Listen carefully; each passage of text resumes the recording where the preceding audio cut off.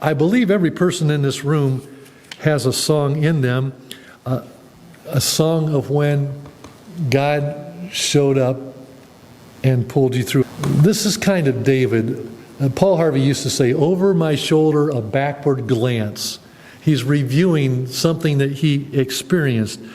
And that's what David's doing here. Over his shoulder, a backward glance.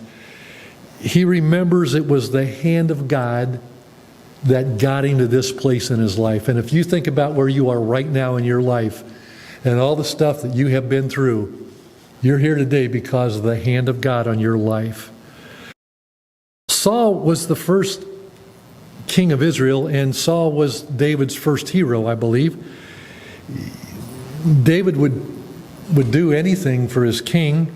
He played the harp to soothe his troubled mind. You remember that story?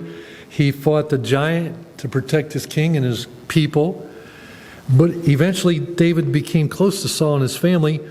And as he grew in popularity, Saul became jealous.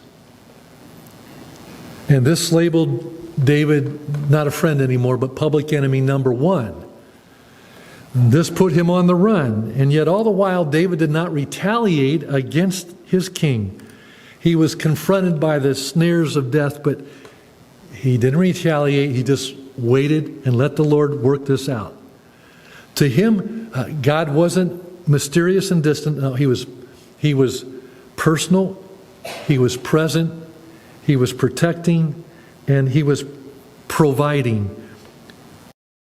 David lived in a world like ours, and he cried out to God, and God showed up. I mean, we'll back up just a minute. David didn't know anything about fentanyl. He probably didn't care much about rising interest rates or inflation. But his southern border was a constant concern because that's where the Philistines came from. So he always had to be looking that direction. He did know about strong-willed children. He did know about complicated marriage issues. He lived in a fallen world much like ours. What to do about this?